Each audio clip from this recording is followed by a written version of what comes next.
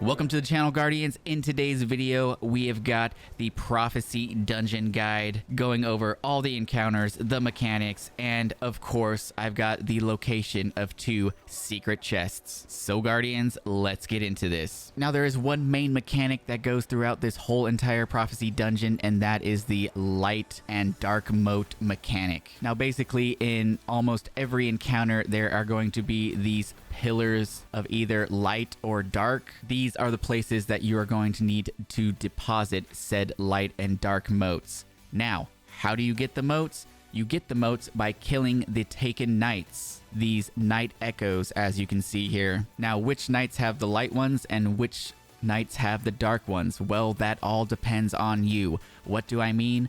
Well, if you are standing in the light and you kill a taken knight, it is going to drop light moats. If you're standing in the dark or behind a structure in the shadows and you kill a taken knight, it's going to drop dark moats. You can also tell which ones the knights are going to drop because around the bottom corners of your screen there is going to be an aura depending on if you're standing in the light or the dark. So whatever your aura is at the exact time you get the final blow on the knight, those moats will drop. Now, each knight is going to drop 3 moats. Pick up the 3 moats, kill another knight with the same kind of moats, and pick up 2 more because you need 5. Once you pick up 5 of the same moat, it's going to turn into one literal moat that you're going to carry, and you're going to have to run it over to the pillar and put it in the right one. So if you picked up 5 dark moats, run over and deposit them into the dark pillar. To deposit them, you press the button that you use to fire your weapon. So the right trigger or whatever you have it bound to on PC. So now that we know how to get the moats, you basically know a lot of this dungeon because that is the only mechanic throughout this whole entire dungeon. So for the first encounter, when you get teleported over, all you're gonna do is drop down, kill ads, get the knights, and deposit them. There's 1 light and 1 dark when you get down there. After you deposit the light and dark, a door is going to open and you go through and you rinse and repeat. You kill the knights, you get the moats, you bank them, and the doors will keep opening. I believe you open 3 doors, and once you get to the 3rd door, you will see the boss and you just follow him up this rocky cliffside and you get to the first boss fight.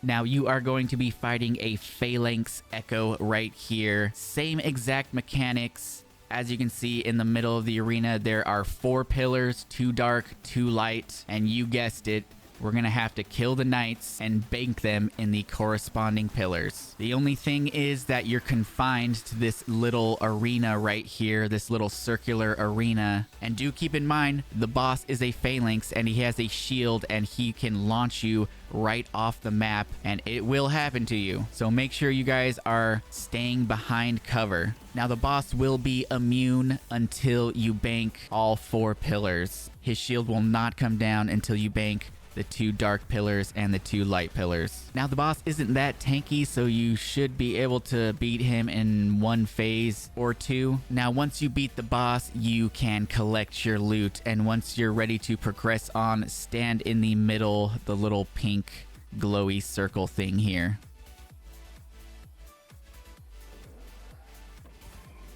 Now once you stand on the plate, it is going to drop you down to the wasteland. This place is just a big desert wasteland filled with sand dunes and enemies. What you're going to want to do is hop on your Sparrow and you just gotta drive around the map really and look for the taken blights. Now there is no dark light moat mechanic in this, you're just basically killing stuff. So once you locate the first set of blights, there should be 3 of them. Take them down as fast as you can. There's quite a bit of ads, and do keep in mind up on the pillars in the distance there are snipers and they can one bang you if you're not high enough light level. So take out the blights as quickly as possible, and that is all you got to do. After you take out the 3rd one, this little Toland Wisp light thing will appear right here. All you got to do is go towards it, keep an eye on it, and it'll actually take off in the direction of the next set of blights. As you can see right here, it took off over that way, so that is where I am headed.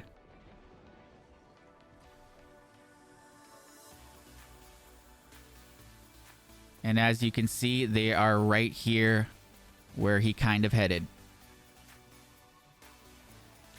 Then all you gotta do is kill the blights once again and move on to the next set. Now once you've killed the last set of taken blights and you activate the little Tolan Wisp, you're going to get a prompt on your screen telling you that the way is open. But wait, Guardians, don't leave yet, because this area is the first location of the secret chest. Now the location is actually very close to this structure right here that we're at right now. Also, if you run up and get the high ground here, you will see this set of like bones of some kind of ancient beast right here. And all you got to do is look around for these pillars right here. These pillars are right here. You're going to want to go down in between. Follow it and you will see the chest. Alright guys, now to get to the next encounter, to get out of this desert wasteland, you're going to have to find a big pink light.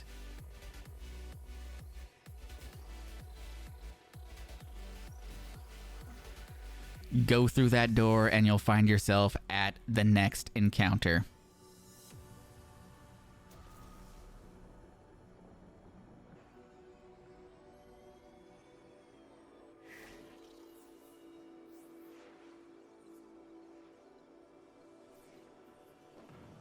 Alright guys, so this encounter is the Hexahedron Encounter, and it is much easier than it looks. It seems confusing, but it really is not. So basically this entire encounter, you're going to be following around this little Tolan Wisp light thing.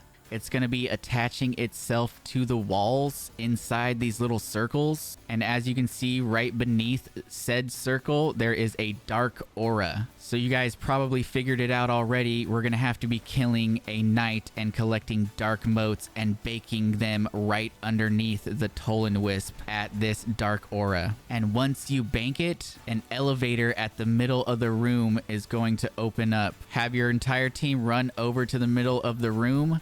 Gonna teleport you up. It's gonna flip the room, and then all you guys gotta do is find the wisp again on the wall and bank the right moats underneath it. That is literally all you have to do for this encounter. It is really, really simple. Now, sometimes the Tolan Wisp will teleport where you can't see it. It'll actually be right above the cube. All you got to do is grab any moat and bank it anywhere, and that will activate the elevator, and it'll have you go up so that way you can get to the Tolan Wisp easier. So just keep that in mind. But basically, just follow the Tolan Wisp. Whatever aura he is above, that is the type of moats that you need. As soon as you bank the moats, get to the middle and it'll teleport you up. You're gonna need to do this 6 times. Now, after you do this 6 times, 2 Centurion Echoes are going to spawn, the little mini bosses.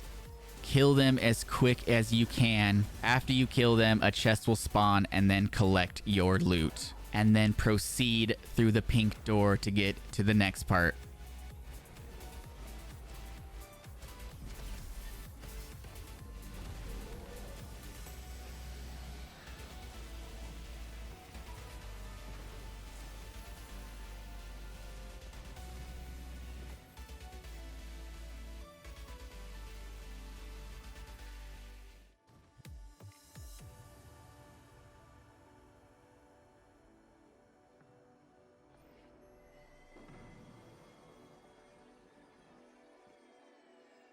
Once you get back to the wasteland, hop on your sparrow, and all you need to do is follow the boss. You don't need to kill anything, just follow him through the doorway, stay on your sparrow, and enjoy Rainbow Road. Now, I'm going to fast forward the gameplay, and I might cut ahead in some areas, but basically, you're following the road all the way down, because the secret chest is actually at the very, very end, right before you get sucked up into the boss room.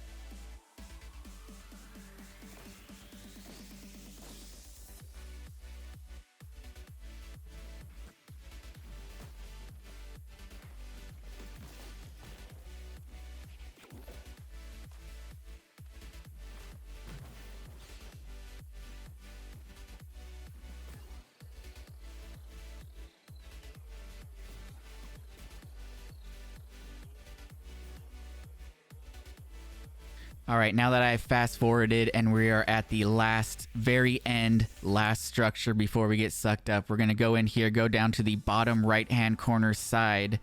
There's a little pathway hole down here. We're going to follow this hallway, jump across this, and we should find a chest at the top of the stairs. Bada bing, bada boom, there we go. Alrighty, we got another secret chest. Now just follow my path to the final boss encounter.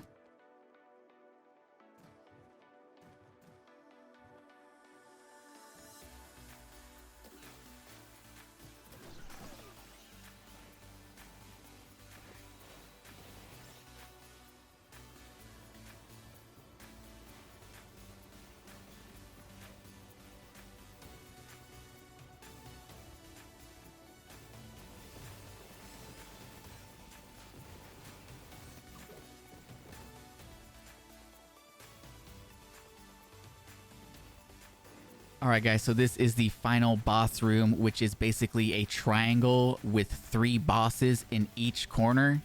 The way to get rid of the bosses is that each boss has a different aura in front of them, light or dark. You're going to need to collect the moats and dunk it in the aura, and once you do, that boss is going to disappear and a taken ogre is going to spawn. You're going to need to take out that ogre as fast as possible because it will mess you up. And then all you need to do is rinse and repeat and do that to all 3 sides. Once you bank the moats on the 3rd side, you're going to need to have your whole team go to the middle of the room so you can get transported to the boss damage phase.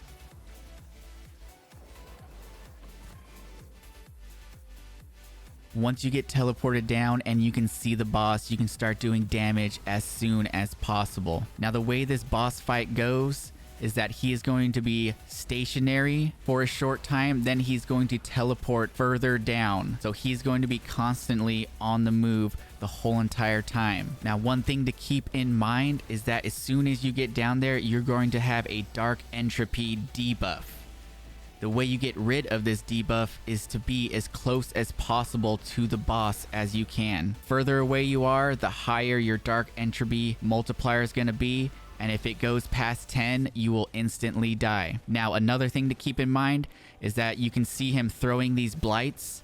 This is not a regular blight. If you get hit by this blight, it will teleport you all the way back. This is very bad, because if you get teleported all the way back, you're going to be very far away from him, and your dark entropy multiplier is going to be very high. You're not going to be able to get back, and you're not going to be able to do damage on the boss. But basically, that's all you need to know about the boss damage phase. He's constantly moving down the arena. He's throwing blights that will teleport you back to the beginning, and you need to stay as close as possible to make sure that your dark entropy debuff is down. Now, that is the whole entire encounter if you can't one-face him. Now, if you don't beat him, all you guys need to do is have your team run up here and jump on this pink little portal, and it will teleport you back to the boss fight room. And now the boss room is going to rotate just like in the last encounter. So it's gonna, when you come back, it's gonna look a little bit different, but it's the same exact mechanics. Still the triangle room, and you need to take out